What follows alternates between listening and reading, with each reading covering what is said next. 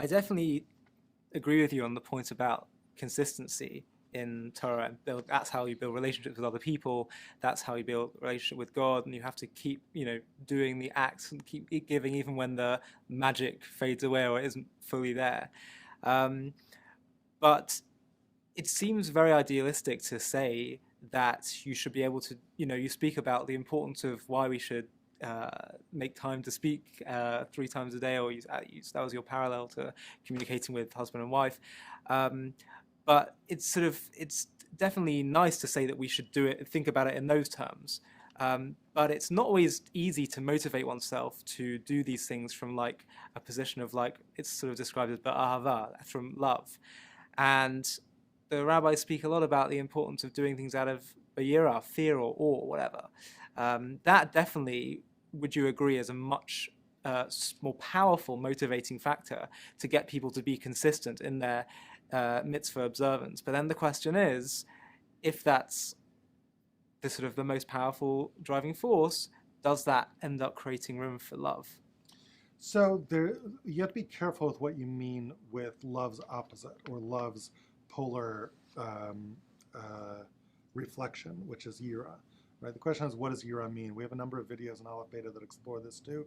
In particular, if any of you folks want to jump on over to alephbeta.org and look at our second year Vayikra You're plugging video. your stuff too much. I can't take this. Our second year Vayikra video, but you don't have to put this in. But you can. Our second year Vayikra video is really an exploration of the sacrifices, the offerings in light of Ava and Yira. That's certainly a very interesting exploration of that. But I would say that there are two poles over here. What do we mean by fear?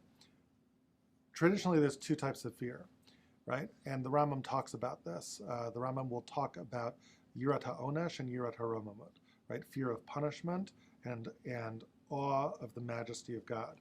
The Rambam considers one of them sort of the what Freud would call the opiate of the masses, right? Fear of punishment, the Rambam considers the opiate of the masses. He and Freud would get along here, right? Which is to say that, yes, you can keep the masses in line with good old garden variety fear of hell, fear of burning for your sins, and all sorts of things. And there's no question that that counts as some kind of motivator for a lot of people. But not for everybody. If I asked you honestly, and I think it's really a cultural difference. I know that there are some people who are truly motivated by fear and fear of retribution in the next world.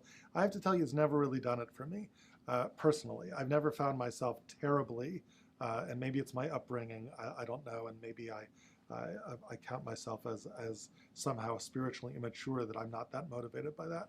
It reminds me of a teacher of mine at Ner Israel, who I will remain nameless because of the, I don't know if he'd want this publicly attributed to him, but he said to me, only somewhat in jest, he said, his wife is a very Orthodox, very God-fearing person.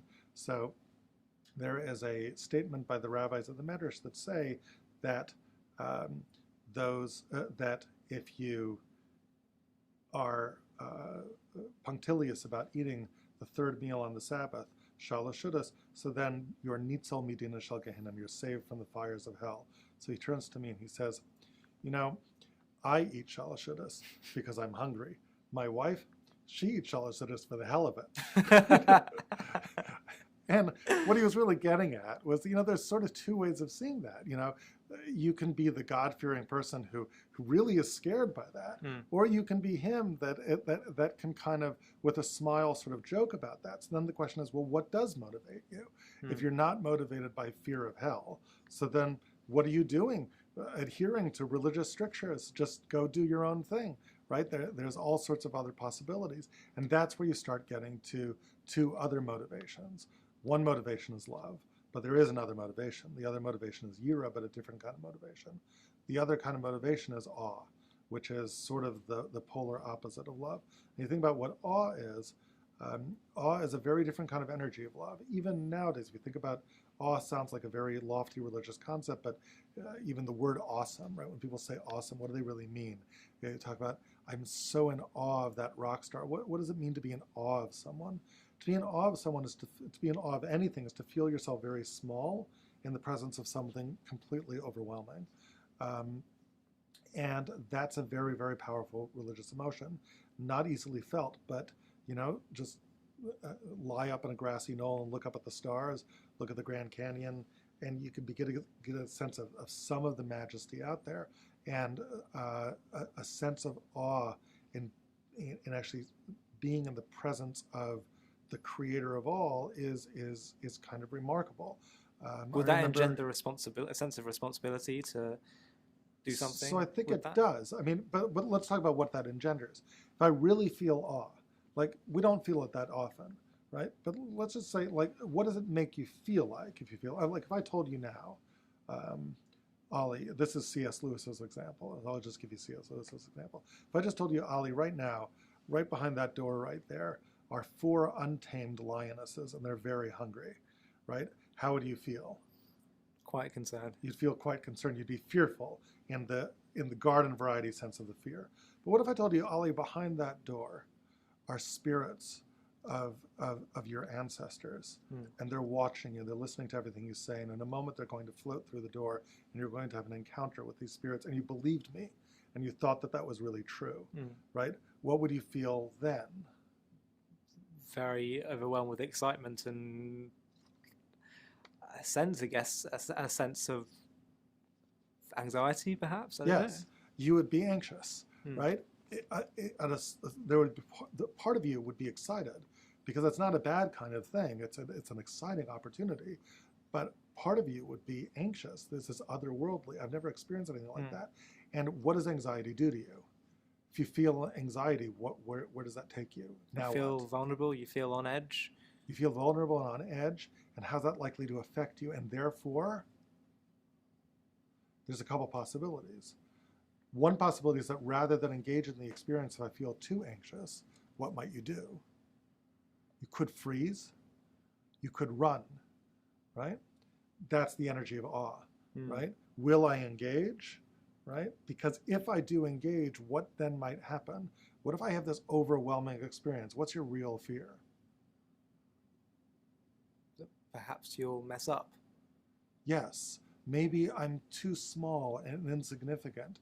Maybe these spirits of generations past will understand how small and insignificant I really am, and seeing my real self, and maybe I'll just evaporate. That maybe who am I? I'm one little piece in a long chain of people going back 3,000 years. And what if I'm diminished by that experience? There is a shrinking away in fear, a kind of shriveling up and it's a different energy than love. If I feel in love with someone, what do I want to do, right? The more you feel in love, the more you want to what? You want to engage. You want to embrace. You want to become one with, right? The more I feel in awe, the more I shrink back, the more I'm worried. I don't want to put myself out there. I curl into myself. But interestingly, as I allow an awesome experience to overtake me, I might, if I do it the right way, surrender to that experience. And if I surrender feeling small, then fascinating, there is a kind of union between me and the awesome thing, right?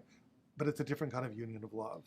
And to just finish out the thought, when you unify in love, it's a unity between equals, right? It's I'm an equal, I'm an I, and you're an I. And in love, we can embrace and we can attain a kind of we, but the I's are still there.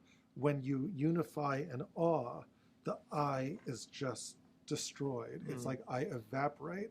I'm so small, and I evaporate into this larger thing and become one with something which is overwhelmingly greater than me. These two things are naturally in tension with each other, but they are the yin and the yang of our relationship with God. There's a sense in which we love him. There's a sense in which we're in awe of him. Is there any place for fear of punishment, though? And sure, is there a place for that? Fair enough. The same way that there's a fear of punishment in society. I mean, if you want to take it down to a very simple level, in society, there's the same thing. The president, right? You're about to meet the president.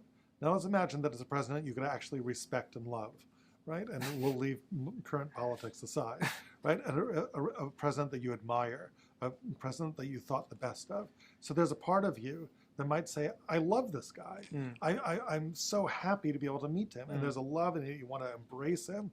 But then you stop yourself and say, Ollie, that's the president. He's not an equal to you. You can't just like walk over and give him a kiss and a hug. He's not your friend, right? So you'd say, okay, but I have a sense of awe. And that's a sort of more mature way of seeing it. But we do believe that, unlike the president, that God does have unbounding love for his creations. But that's true. So and we might say that also. It might say the president, right, loves all of the humanity. And so yes, there is an aspect of love, right? But it balances itself with an aspect of fear and of awe, and it also balances itself with an aspect of fear of punishment, right? If I'm not going to walk in I'm not going to walk in and do something disrespectful in the White House. Why? One is because I'm afraid the Capitol Police will kick me out. But above and beyond that, I wouldn't want to do that. It's embarrassing. It's embarrassing. It would violate my sense of awe. It would violate my sense of love. So all of them can happen at once. Right? There is a need for law and order. And law and order is law and order only if there's consequences. So yes, consequences are necessary in the world to have an ordered society. And that's true with God, too.